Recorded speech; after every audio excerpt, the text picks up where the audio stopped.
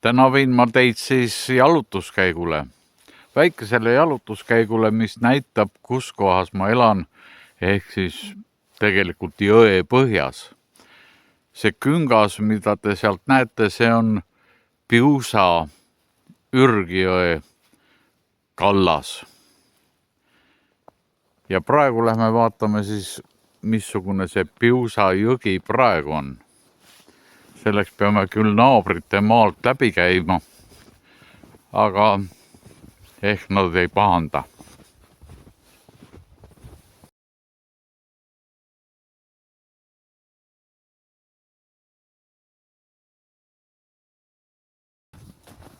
Siin on nagu 2 astet.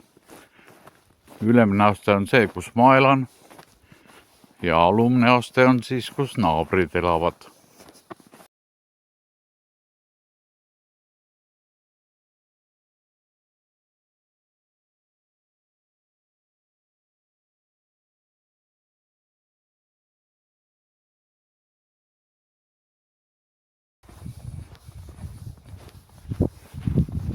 Nii, ja nüüd hakkamegi jõudma jõe äärde. Jõgi nagu praeguses seisus, nagu ta on.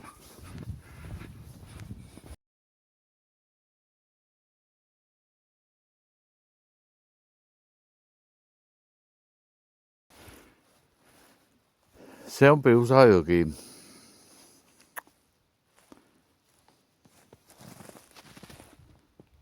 Päris mõnus, eks.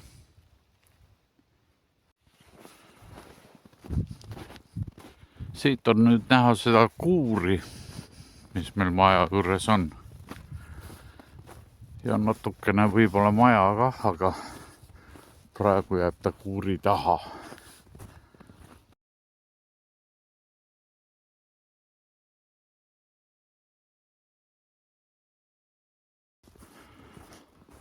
Nii, ja nüüd selleks, et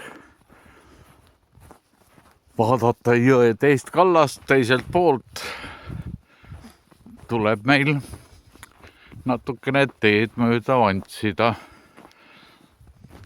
sest siit otse ma minema ei hakka.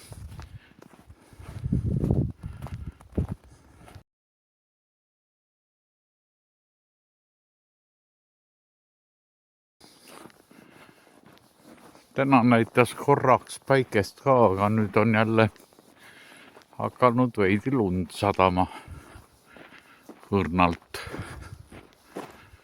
Noh, taevas siukene hõreda võit on natukene.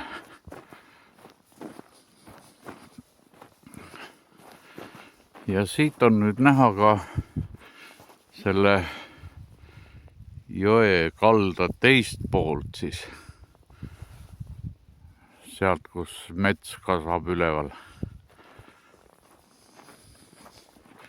Ja Obintsa poole läheb tee just sealt samast alt.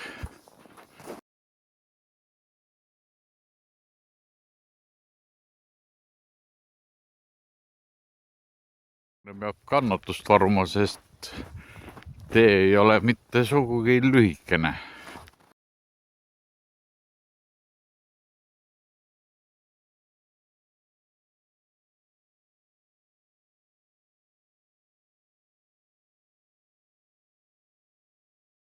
Nüüd oleme jõudnud peaaegu et järgmisele platoole. See on nüüd selle lauda koht. See laud, mis rikub vaate välja.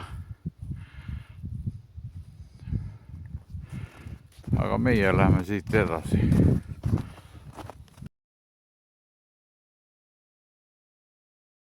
Ja sealpool siin on nüüd vahepeal Tabina oja ja sealpool oja on ka üks naaber. Sinna ma pole üldse jõudnud.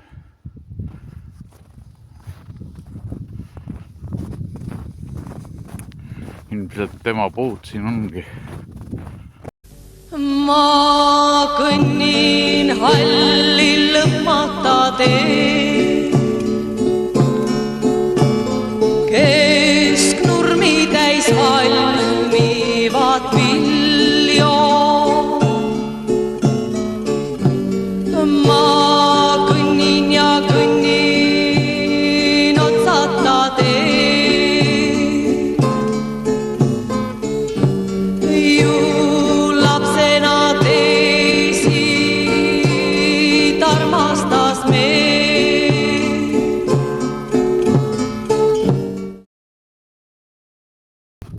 Ja nagu te näete, on siin täitsa lausk maa. Kohe näitan sinna poole ka.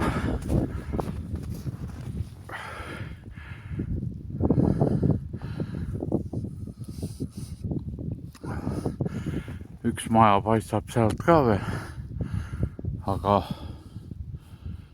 muid märke inimesest ei ole. Kui välja arvata nüüd see autode sõitmine siin. Nüüd vaatame sinna poole ka. Minu maja on siis seal all.